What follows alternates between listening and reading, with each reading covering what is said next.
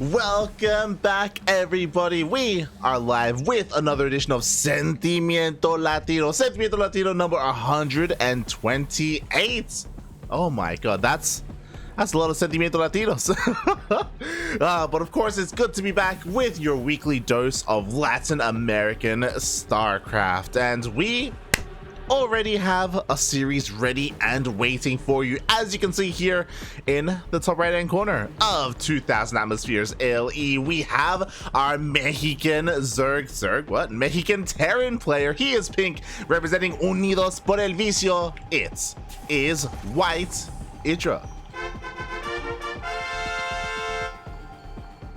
And spawning in the bottom left-hand corner of 2000 Atmospheres LE, we have our Argentinian Zerg player. He is green, representing Furious Gaming. It is Egg. Hold on, as I messed with my gain settings, I was a little bit too loud. There we go, that's a little bit more reasonable.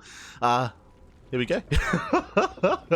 He's back. We're back. Oh my god, it's been far too long, and I was a little bit anxious about today's tournament. I was really excited because last week was a lot to live up to. If you remember, last week we casted Gopai period number 41.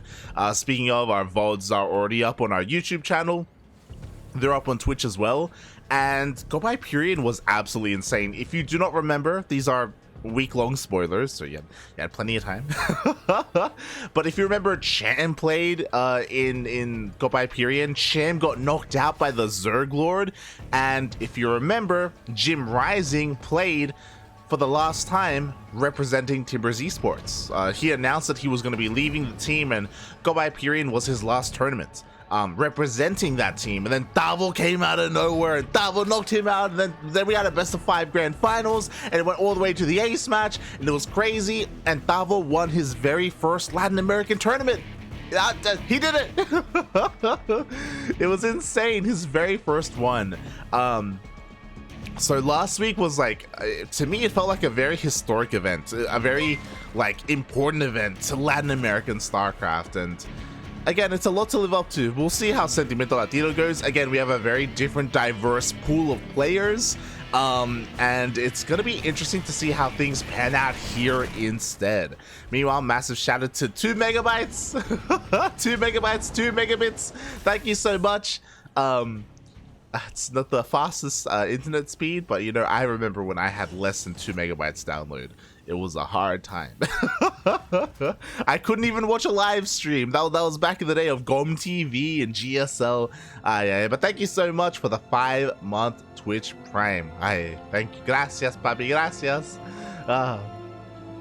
And of course, now we're here in Sentimiento Latino. Of course, this is our player Egg, best player in all of Argentina, not to be confused with Eggs, and we don't see him too often, so I'm happy to see him here in today's tournament. Again, he's one of the better Zergs in the bracket, and we'll see what his plan is here today, especially against a player of the caliber of WhiteIdra.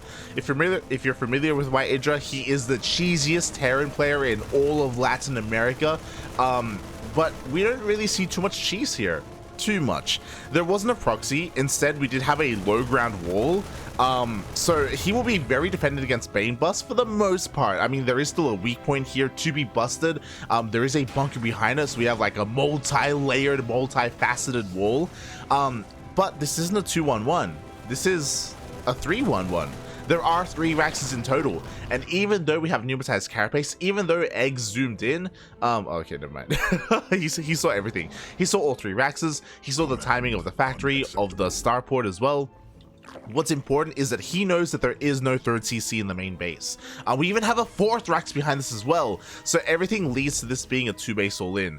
We even have an armory, not an engineering base, so we don't have any further upgrades. Stim, combat shields, that's all we're gonna get. And this is gonna hit with Hellbat, so this is gonna be a very strong push.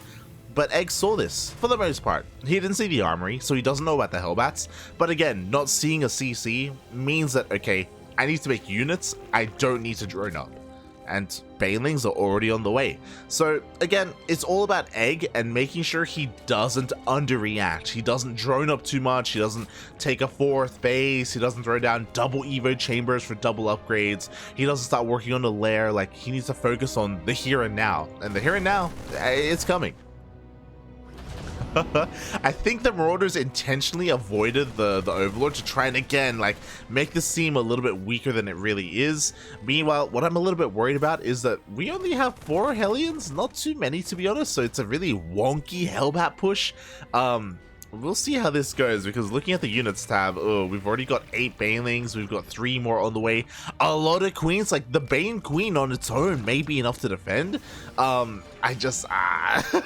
don't know if this is really gonna do it. I mean, Stim is done, don't get me wrong, and here we go, we do see a Stim on forward. Immediately the medevac gets targeted down. No healing required. Hellbats go down to the Banelings, and now the Lings are gonna clean everything else up. This push, it was never gonna work. Egg saw everything coming a mile away. Maybe if WhiteIdra had denied the Overlord Scout, we would have had a different story. It would have been a different game, but again, the 2-base all-in was scouted. WhiteIdra, what does he do from here? He does have another Rax on the way and an NG Bay on the way, so it looks like he's doubling down, kind of. Like, the extra Rax will help with more production. The Engineering Bay, though, it means like +1 is a long ways away.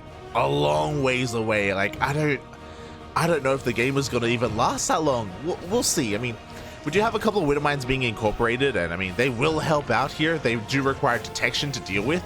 But the first push was the strongest. That's the terrifying thing about this. Ooh, there's a couple of Widow Mine shots go off. Again, nice target firing on the medevac. Already the second one almost going down. And what would I like to see from here? I would have liked to have seen like a swerve in tech, like maybe a tech lab on the starport for like Banshees, or oh my god, let's go! We are all in. Just triple down, mate. Let's go. The boys are being pulled across the map. They will help when it comes to soaking up Baneling connections. We have 3 spines, my god. Again, Egg is aware about how all in his opponent is. We have 3 spines, we have so many queens. How many queens do we have? We have 11 queens, 3 still injecting those, so they're not all here on the front line. The SCVs are coming in. They're getting a surround kind of on the queens. Oh my god, but here we go. The splits are okay. The Banelings connect on Marauders, but in come the second wave. The second wave of boys. What is even happening? I don't even know how well they're really going to soak against the Banelings, because the Banelings are rolling on in, and half decent connections is all they need. Every single SCV is falling, and after all said and done, GG. GG. Egg takes game 1. Oh my god. What a game. It's kind of to be expected here at the start of our series. I mean, again, WhiteIdra, he's a very cheesy player. I expected a little bit something more spicy though. Like, again, the armory felt a little bit haphazard. The follow-up, the transition from the 2-base all-in to like just a harder 2-base all-in, I don't know. It didn't feel the most refined, and we've seen a little bit better from WhiteIdra before. And I expect to see something more spicy here in game 2, depending on what the map is, because the map is very dependent on how WhiteIdra plays, so that will be a factor. That will be a factor. As they just decide on what the map will be. Meanwhile, exclamation mark B in the chat if you want to have a look at the bracket. I think we can take a peek ourselves. There we go. Our bracket, again, looking pretty stacked, very diverse, very different from Go By Period last week. Pato listo, as I let them know that I'm ready. But yes, very different. There are a couple of returning players. The big one is the Zerglord. Of course, he was our finalist in Go By Period. But this week we have different players showing up. We have Egg, we have Eon, we have Ryu. We don't have Jim Rising, we don't have Cham, we do have Paco Mike. So, you know, we've lost some, we've gained some. So a very, again, like a different array of players, and it means that the overall tournament will turn out a little bit differently. Oh, Meanwhile, here we go. Game number 2 of our first series of the night, and spawning in the top left-hand corner of Curious Minds LE, the cheesiest Terran in all of Latino America, the Mexican Terran representing Unidos por el Vicio. He needs all of our energy right now if he wants to make a series out of this. It is WhiteIdra.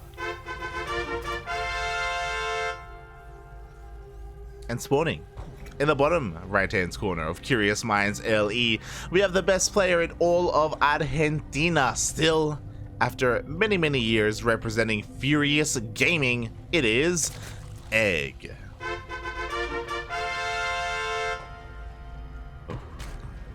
One of these days he'll hatch. One day. It's been a long time. For those wondering, Egg, he's one of the older players in the region. Not to be confused with Eggs, the Colombian Zerg. Fun fact, Egg here was the first. He was the originator when it comes to this name, and that's why Eggs had to come out a little bit differently. And Eggs was newer on the scene as well, and there was a really cool moment where Eggs was rising in skill, or there was a period where they were even, and then eventually Eggs, the Colombian player, surpassed Egg and became, you know, the student became the master, the Egg became the omelette. Oh god. So Egg was left in the dust a little bit, and you could argue that Egg is kind of in his twilight years here. You know, he's been competing for like, what, 5, 6, 7, 8 years? It's been a long time. There were moments of brilliance for him where he was peaking, then he kind of went on a bit of a hiatus, and even nowadays, I mentioned, we don't see him too often anymore. Like, it's, you know, maybe once a month, if we're lucky once a month. Obviously, he's still very passionate about the game, he still loves the game, and DreamHack is around the corner, so, you know, now is the moment where you want to, you know, be kind of shaking off all that rust and excelling in your skill again. But can he get back up to where he once was? I think we all know that he has the potential for it. It's about, you know, whether he has the time and dedication to spend on StarCraft again and get back up there. And these weekly tournaments are a part of that. They're a part of, again, kind of refining your skill and being able to, you know, to be a champion again. Uh-oh. WhiteIdra, please? No! Feels Terran, man. Feels Terran. Meanwhile, speaking a little bit about the game. Oh my god! We have a CC before factory? And this is not scouted! Egg, no! Not like this! Oh my god! Okay. So, WhiteIdra went for the low ground wall again, very greedy, but on a map like this, on a map like Curious Minds, this is less greedy than 2000 atmospheres. Why? Because you have a ramp. The ramp is like a bonus in defense, so you can afford to be greedy like this. This isn't the most optimal thing, let's be real, it's not standard, it's not meta, but I can see the logic here, it makes sense, and because he has that much more of a defensive advantage, and because he knows that he has to take risks, he goes for a Rax into a 3rd CC. It's crazy. This is maybe the fastest 3rd CC I've ever seen in this matchup. Oh, period even. And behind this, WhiteIdra is going mech. He's going for a second factory. So there are a couple of things coming into play here. This kind of makes sense because obviously, like, mech units are incredibly cost efficient. So if you only have a handful of units, may as well make the best out of them, right? So tank production has already commenced, and he will slowly be able to expand. He won't be getting his 3rd base anytime soon, but he's already got an orbital, so he has extra mule production. He's gonna have extra SCV production as well. Like, his economy is just gonna explode from here, and Egg won't necessarily be able to do anything about it. Like, he's just, you know, playing the way he usually does. Ooh, but I kind of like this. He cancels the Baneling Nest, goes into a Roach Warren. Looking at his vision, he did confirm the second factory. He knows that it is going to be mech. Oh, Actually, he did not. Oh my god. Maybe he's just assuming he didn't see the factory on the low ground. But regardless, you know, he's reading the situation very well. Like, roaches are going to be a lot more useful instead of banelings against hellbats and tanks and cyclones. So again, a very nice decision here overall. And I think he also recognizes I need to start working on like a big push and deny this third. Like, WhiteIdra may have had the third CC done and completed, but it's not on location. And whenever he does try and take this space, I feel like Egg is going to be there to stop him. We already see roaches on the way.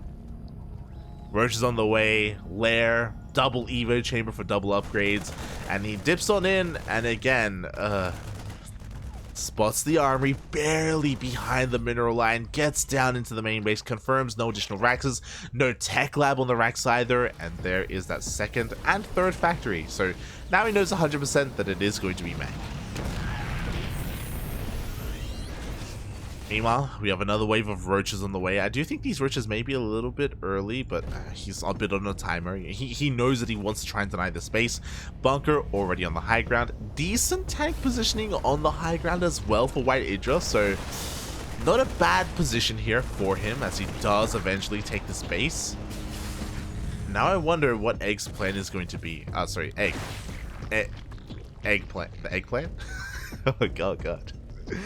And interesting, so instead of pushing out, he's just going to double down on upgrades. 1-1 is on the way. Not just that, but he's teching up as well. We see a Hydra Den on the way. With this, he can go into lurkers as well. Eventually, we could even see an infestation pit for a hive, and a fourth base. So instead of punishing and trying to stop this third from happening, he's like, you know what? You take your third. I'm going to meet you in the late game. I'm going to tech up and drone up as much as I can and take control of the entire map. And yeah, mate, I'm just going to max out faster. I'm just going to... And what are you going to do about it? That's the thing. WhiteIdra, unfortunately, he's playing blind. Thor is here. Which is pretty telling. If you look at his vision, this is as far as he sees. Like, he is so in the dark right now. He sees nothing. And because of that, he has to prepare for everything, because he knows nothing. That's why we have Thors on the way. What are Thors great against? Mutas. What does he see? He doesn't know if there's a Spire on the way. There could be Mutas on the way for all he knows.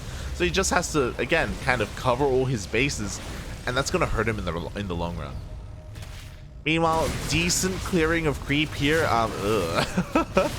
And even though the Hellions do give up their lives, he confirms, okay, Roach Hydra, probably Lurker on the way. Thors aren't really going to cut it. What do we need instead? We need more tanks. We need a decent tank line. Tank lib would be ideal because this is going to be a ground focused army. Very ground focused, especially with lurkers. And eventually into like tank ghost would be ideal.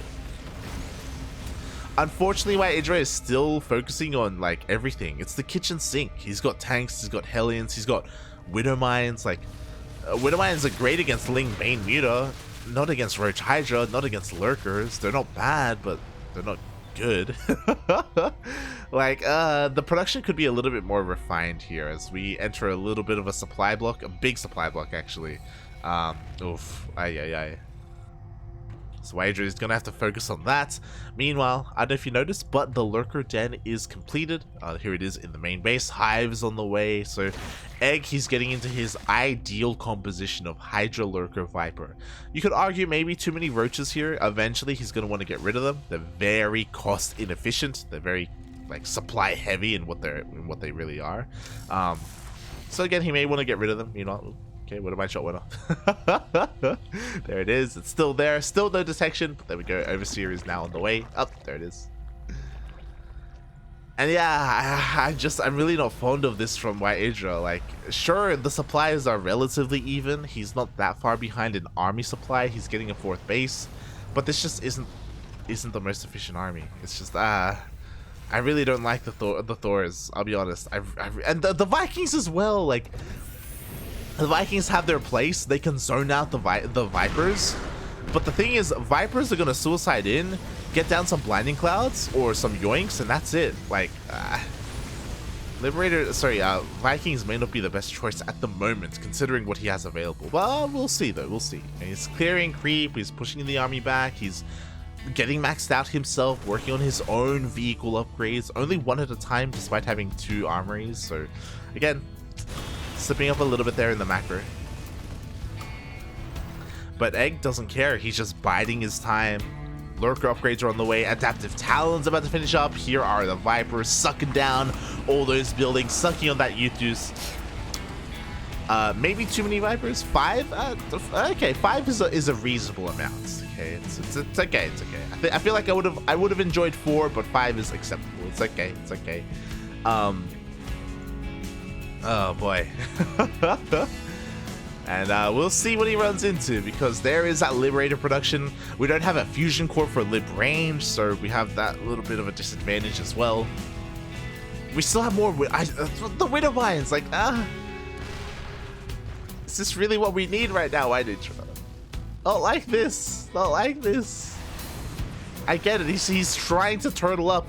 But he's also spreading himself a little bit thin here. Like, all these tanks, so exposed. These forces down here as well, they don't have any tank support. There's 1 tank on the low ground. The rest of the tanks are covering bases. WhiteIdra, he's just not ready for a big fight. An Egg. Oh, he's getting ready. Taking his time, 3-3 is on the way, Seismic Spines are on the way, which is of course Lurker range. We do have a transition getting ready to go into Corruptors and Broodlords, or Broodlord Infestor. Very passive game. Which you would think would be good for the Terran player, but I just, despite both armies being maxed out, I really don't. I have a hard time believing in this army. Maybe I should just have faith, you know? Take up a religion. Believe in God. WhiteIdra, oh my god. Meanwhile, Egg, I didn't even notice he went for a Spore Trick. 214 out of 200 supply. My god. You rarely see that nowadays. So you see a couple of yoinks going down. Tanks getting picked off. Scan does confirm the army, so WhiteIdra is going to be repositioning here to meet him. Oh, Vikings, the MVPs. Are we going to see some snipes on some Vipers? Again, the reason why Vikings aren't amazing is because Vipers can still get their spells off. Vikings don't have the highest DPS or the highest burst damage. Ghost would be so much better with EMPs. Meanwhile, in come the Abducts. In come more Abducts. Just everything is getting yoinked into Lurker range. And now the Vipers, they just need to go back home, regather that energy, and Egg can just rinse and repeat. And I'm really concerned because we just see more supply being sunk into these Vikings. More supply. Oof. Are these all planetary? Okay. I was like, are we seeing triple planetary? They're CCs, I think, right? No, they are. One of them is planetary. Okay. That's fine. That's fine. As again, WhiteIdra, he's just securing his position as best he can. Trying to expand and get another base from here is going to be very difficult for WhiteIdra. Like, either bottom left or top right, because of the creep, is going to be so annoying to get to. I do appreciate this. WhiteIdra, he's refining his army. He has to throw away all these Marines. Marines are useless. He doesn't have stim, doesn't have combat shield. Waste of supply. And interesting, instead of going for Liberator range, he's going for Yamato. But he's not ready for a BC transition. Like, he does have some starports, but he doesn't have the free supply. And I still don't know if BCs are the best choice right now. Like, I don't know, maybe I'm on Lib range copium.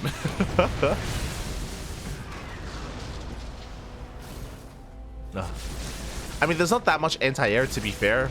There are some queens and some hydras, not an insane amount. Oh, Vikings come in, snipe 2 Vipers. Not bad. Not bad at all. First BC is on the way. Let's go. It's gonna be a long road to get into BCs, but we're on the road. You know, that's what's important. Can he live long enough to get there? Because Corruptors are on the way now. Vipers to replace the ones that just went down.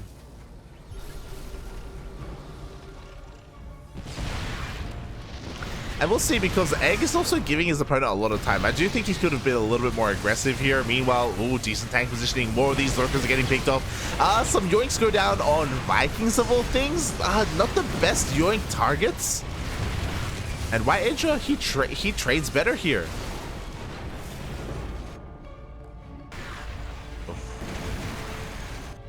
At the same time, 14 SCVs went. Did he just pull some boys? Maybe just to clear up some supply. But the yoinks come in once again, this time on more high value targets, this time on Liberators. It's one of those things. Little does Egg know that we are seeing BCs come out, but he's already getting ready. Like, Corruptors are on the way, Brood Lords are coming out, the time for Hydra Lurker Viper has come and gone. And just look at that bank. The bank is crazy. It's insane. Ah!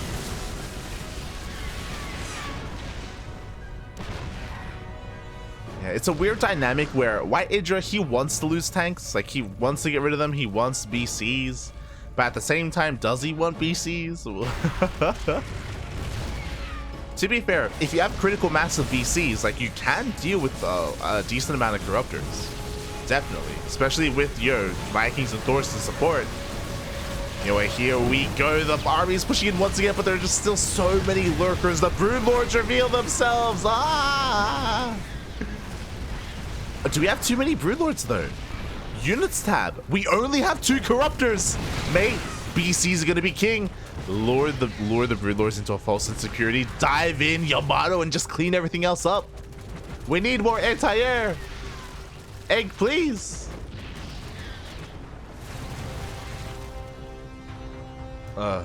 16 Corruptors. I feel like there was a moment there. There was a moment where maybe the BCs could have gone in, especially because Yamato is done.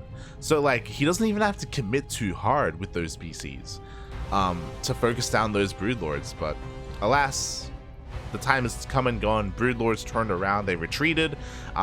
Egg, he's buying time for the rest of his army, for the rest of his reinforcements. BCs reveal themselves.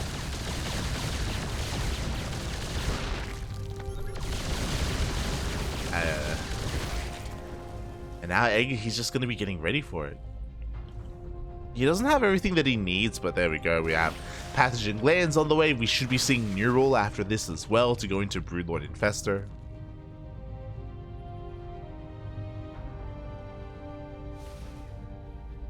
Oh, that's a lot of Vikings though. Like, there's a lot of anti-air here. Let's respect that, right? And maybe too many Broodlords.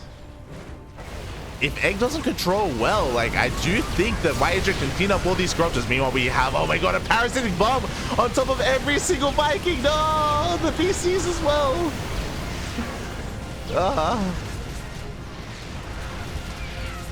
I underestimated the power of the parasitic bomb. At the same time, the BCs teleport across the map, which means that they are just, they're dead, mate. There's no way out, no way in. Every BC goes down. The Brood Lords, they just float ever closer. Nothing is left. We have 2 BCs and 1 Thor.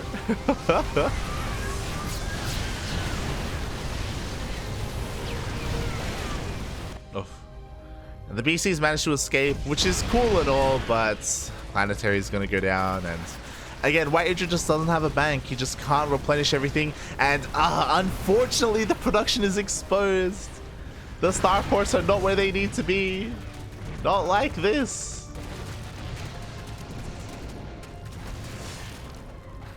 If Egg wanted to, he could just lay siege upon. Yeah, he can just lay siege upon these starports. Even taking down the add-ons would be insane.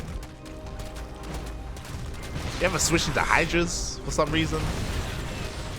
Sure, why not?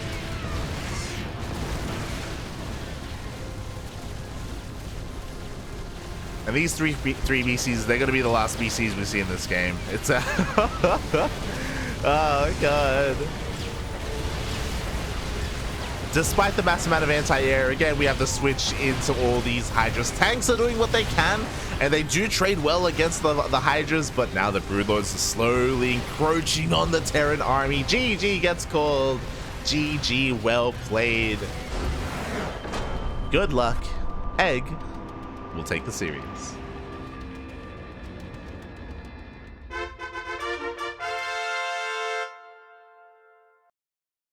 I gambled on that button.